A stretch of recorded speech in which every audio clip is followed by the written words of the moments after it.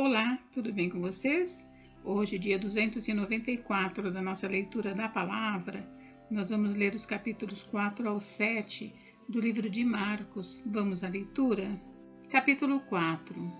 A parábola do semeador.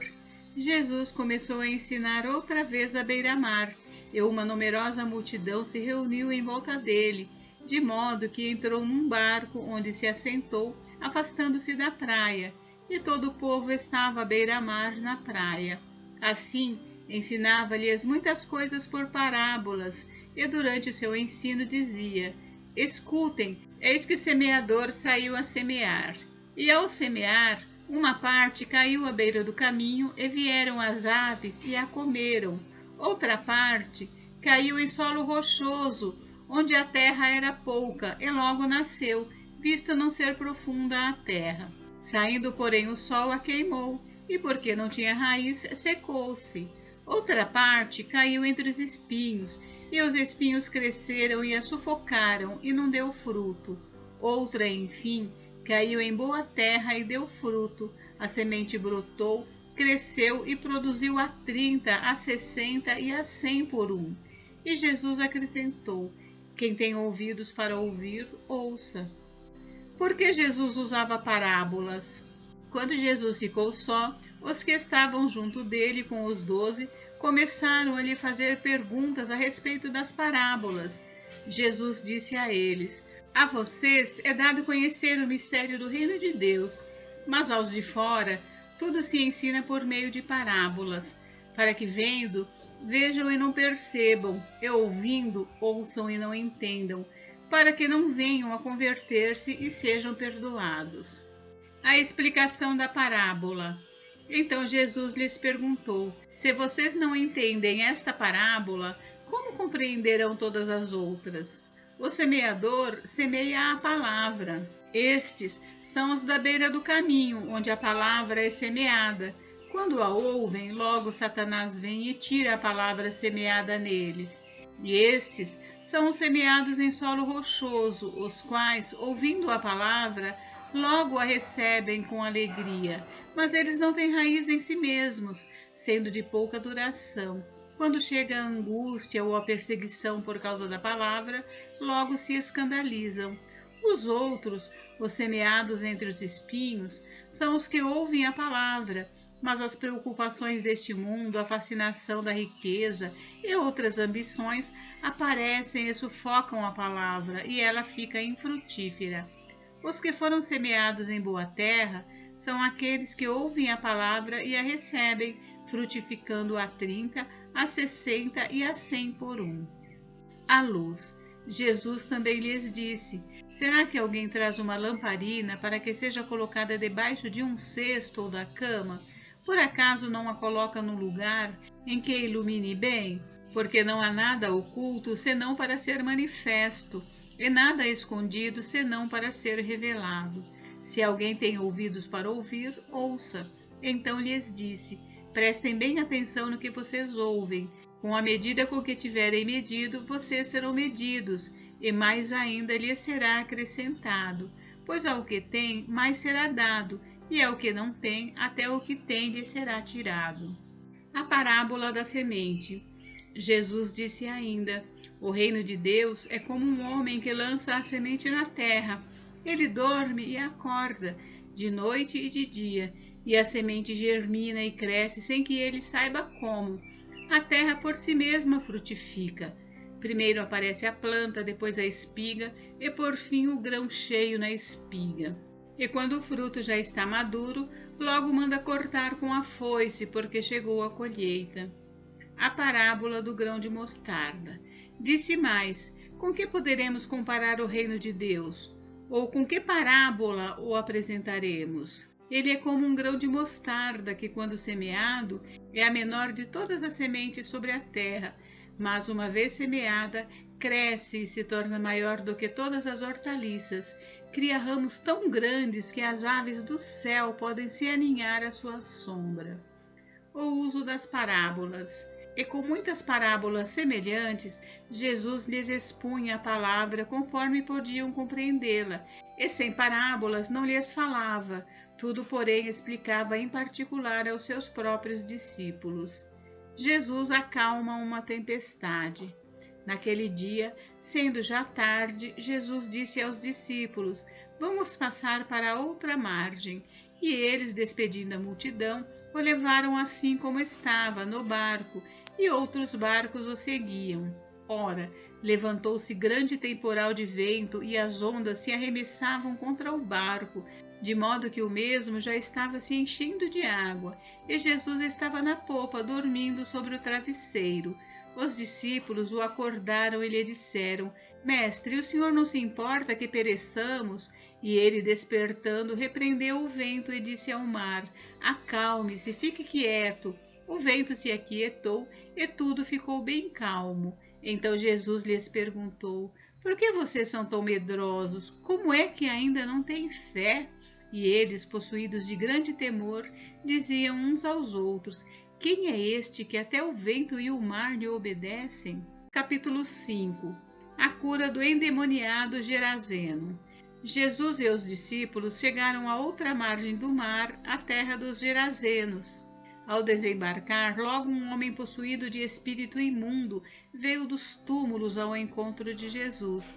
Esse homem vivia nos túmulos e ninguém podia prendê-lo, nem mesmo com correntes, porque, tendo sido muitas vezes preso com correntes e cadeias, as cadeias foram quebradas por ele e as correntes foram despedaçadas e ninguém conseguia dominá-lo. Andava sempre, de noite e de dia, gritando por entre os túmulos e pelos montes, ferindo-se com pedras. Quando de longe viu Jesus, correu e prostrou-se diante dele, gritando em alta voz: O que você quer comigo, Jesus, Filho do Deus Altíssimo? Por Deus, peço-lhe que não me atormente. Ele disse isso porque Jesus tinha dito a ele: Espírito imundo, saia desse homem. Então Jesus lhe perguntou: Qual é o seu nome? Ele respondeu: Legião é o meu nome, porque somos muitos. E pediu-lhe com insistência que não os mandasse para fora do país. Ora, uma grande manada de porcos estava pastando ali pelo monte, e os espíritos imundos pediram a Jesus: Mande-nos para os porcos, para que entremos neles. E Jesus o permitiu. Então, saindo os espíritos imundos, entraram nos porcos, e a manada, que era cerca de 2.000, precipitou-se despenhadeiro abaixo para dentro do mar, onde se afogaram. Os que tratavam os porcos fugiram e foram anunciá-lo na cidade e pelos campos. Então o povo saiu para ver o que tinha acontecido. Aproximando-se de Jesus, viram o endemoniado, o que antes estava dominado pela legião, assentado, vestido, em perfeito juízo, e temeram. Os que haviam presenciado os fatos contaram-lhes o que tinha acontecido ao endemoniado e também falaram a respeito dos porcos, e começaram a pedir com insistência que Jesus se retirasse da terra deles. Quando Jesus estava entrando no barco, aquele que antes estava possuído pelos demônios pediu com insistência que Jesus o deixasse ficar com ele. Jesus, porém, não o permitiu. Ao contrário, ordenou-lhe: Vá para a sua casa, para os seus parentes, e conte-lhes tudo o que o Senhor fez por você e como teve compaixão de você. Então ele foi e começou a proclamar em Decápolis tudo o que Jesus lhe tinha feito, e todos se admiravam. O pedido de Jairo. Tendo Jesus voltado de barco para o outro lado, reuniu-se em volta dele uma grande multidão, e ele estava junto ao mar. Então chegou um dos chefes da sinagoga, chamado Jairo, e vendo-o, prostrou-se aos pés de Jesus. Ele pediu com insistência: Minha filhinha está morrendo, venha impor as mãos sobre ela para que seja salva e viva. Jesus foi com ele. A cura de uma mulher enferma. Uma grande multidão seguia Jesus, apertando-o de todos os lados. Estava ali certa mulher que havia 12 anos vinha sofrendo de uma hemorragia. Ela havia padecido muito nas mãos de vários médicos e gastado tudo o que tinha, sem contudo melhorar de saúde. Pelo contrário, piorava cada vez mais. Tendo ouvido a fama de Jesus, a mulher chegou por trás, no meio da multidão, e tocou na capa dele, porque dizia: Se eu apenas tocar na roupa dele, ficarei curada. E logo a hemorragia estancou, e ela sentiu no corpo que estava curada daquele mal. Jesus, reconhecendo imediatamente que dele havia saído o poder, virando-se no meio da multidão, perguntou: Quem tocou na minha roupa? Os discípulos responderam: O senhor está vendo que a multidão o aperta e ainda pergunta quem me tocou? Ele, porém, olhava ao redor para ver quem tinha feito aquilo. Então a mulher, amedrontada e trêmula, ciente do que lhe havia acontecido, veio, prostrou-se diante de Jesus e declarou-lhe toda a verdade. Então Jesus lhe disse: Filha, a sua fé salvou você. Vá em paz e fique livre deste mal. A ressurreição da filha de Jairo. Enquanto Jesus ainda falava, chegaram alguns da casa do chefe da sinagoga, dizendo: A sua filha já morreu. Por que você ainda incomoda o mestre? Mas Jesus, sem levar em conta tais palavras, disse ao chefe da sinagoga: Não tenha medo, apenas creia. Jesus não permitiu que ninguém o acompanhasse, a não ser Pedro e os irmãos Tiago e João. Chegando à casa do chefe da sinagoga, Jesus viu o alvoroço, os que choravam e os que pranteavam muito. Ao entrar, disse: Por que vocês estão alvoroçados e chorando? A criança não está morta, mas dorme. E riam-se dele. Mas Jesus, mandando que todos saíssem, levou consigo o pai e a mãe da criança, e os que vieram com ele, e entrou onde ela estava. Tomando a criança pela mão, disse: Talitá cumi, que quer dizer: Menina, eu digo a você, levante-se. Imediatamente a menina, que tinha 12 anos, se levantou e começou a andar. Então todos ficaram muito admirados. Mas Jesus ordenou-lhes expressamente que ninguém o soubesse e mandou que dessem de comer à menina. Capítulo 6. Jesus é rejeitado em Nazaré. Tendo saído dali, Jesus foi para a sua terra e os seus discípulos o acompanharam. Chegando o sábado, começou a ensinar na sinagoga e muitos, ouvindo-o, se maravilhavam, dizendo: De onde lhe vem tudo isso? Que sabedoria é esta que lhe foi dada? E como se fazem tais maravilhas por suas mãos? Não é este o carpinteiro, o filho de Maria e irmão de Tiago, José, Judas e Simão? As suas irmãs não vivem aqui entre nós? E escandalizavam-se por causa dele. Jesus, porém, lhes disse: Nenhum profeta é desprezado, a não ser na sua terra, entre os seus parentes e na sua casa. Não pôde fazer ali nenhum milagre, a não ser curar uns poucos doentes, impondo-lhes as mãos, e admirava-se da incredulidade deles. As instruções para os 12. Jesus percorria as aldeias vizinhas ensinando. Chamou os 12 e passou a enviá-los de 2 em 2, dando-lhes autoridade sobre os espíritos imundos. Ordenou-lhes que não levassem nada para o caminho, exceto um bordão, nem pão, nem sacola, nem dinheiro, e que fossem calçados de sandálias e não usassem 2 túnicas. E recomendou-lhes: Quando vocês entrarem numa casa, fiquem ali até saírem daquele lugar. Se em algum lugar não quiserem recebê-los nem ouvi-los, ao saírem dali, sacudam o pó dos pés em testemunho contra eles. Então, saindo eles, pregavam ao povo que se arrependesse, expulsavam muitos demônios e curavam numerosos enfermos, ungindo-os com óleo. A morte de João Batista.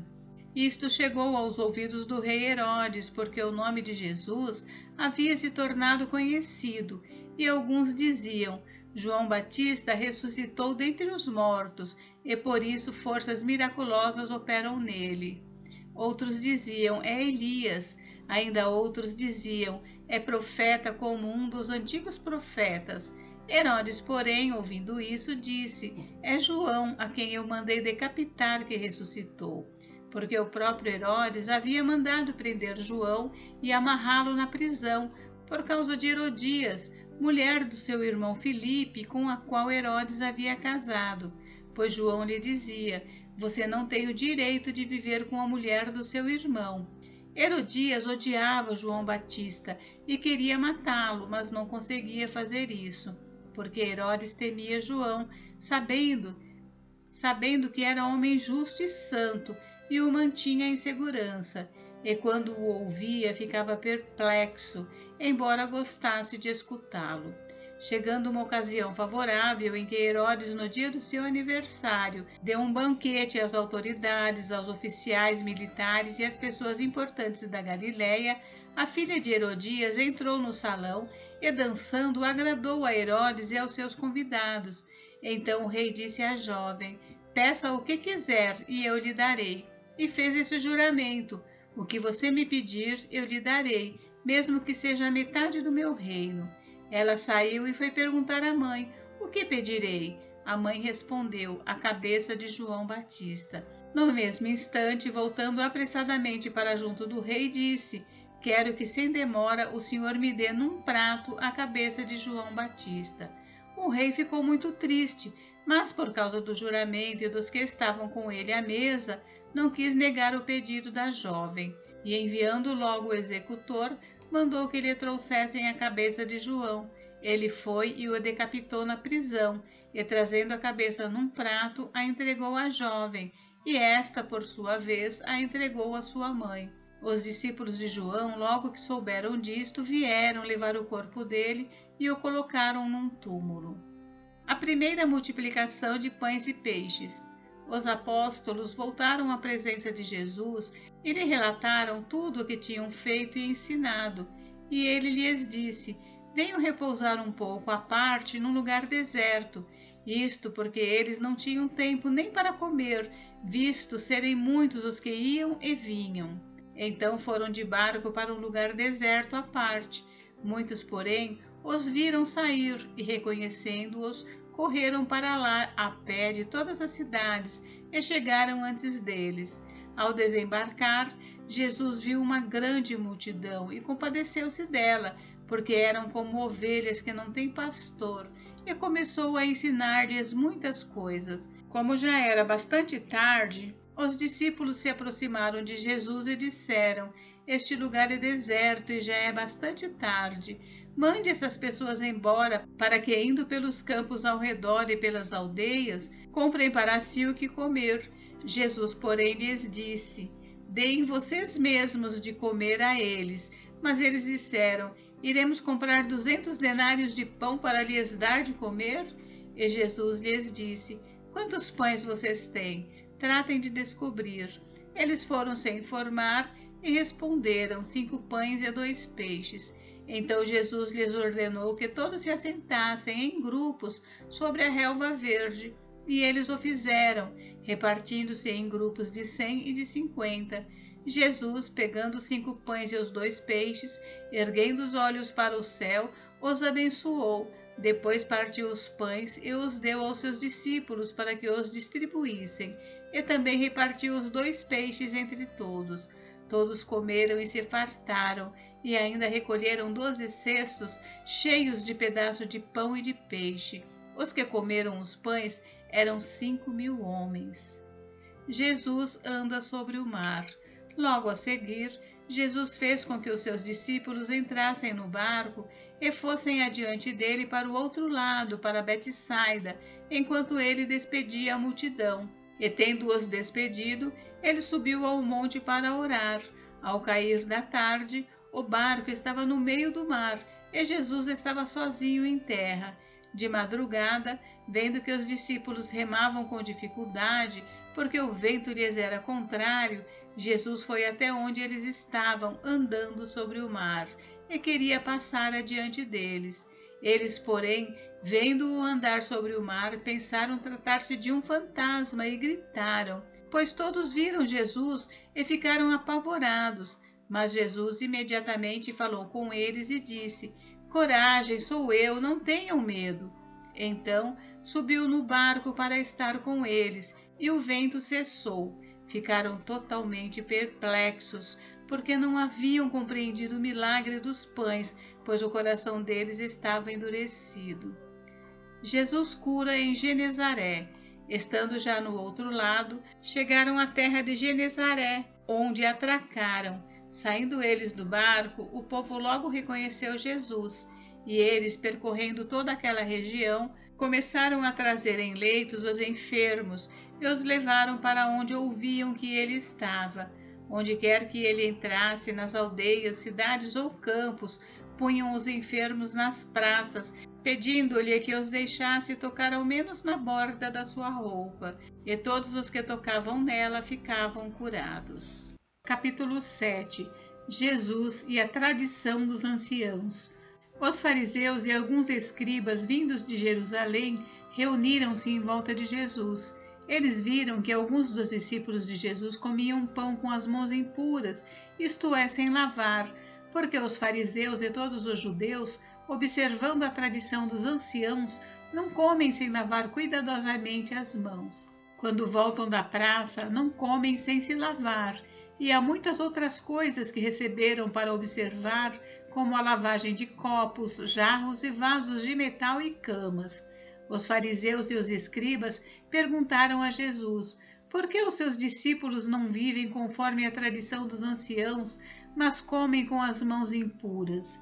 Jesus respondeu: bem profetizou Isaías a respeito de vocês, hipócritas, como está escrito: este povo me honra com os lábios, mas o seu coração está longe de mim. E em vão me adoram, ensinando doutrinas que são preceitos humanos. Rejeitando o mandamento de Deus, vocês guardam a tradição humana. E disse-lhes ainda: vocês sempre encontram uma maneira de rejeitar o mandamento de Deus para guardarem a própria tradição. Pois Moisés disse: honre o seu pai e a sua mãe, e quem maldisser o seu pai ou a sua mãe, seja punido de morte.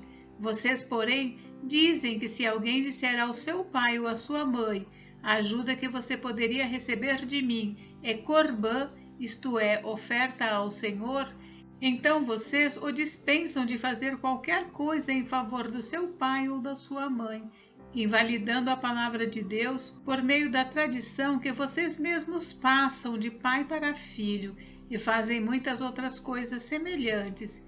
E convocando outra vez a multidão, Jesus disse: escutem todos e entendam. Não existe nada fora da pessoa que, entrando nela, possa contaminá-la, mas o que sai da pessoa é o que a contamina.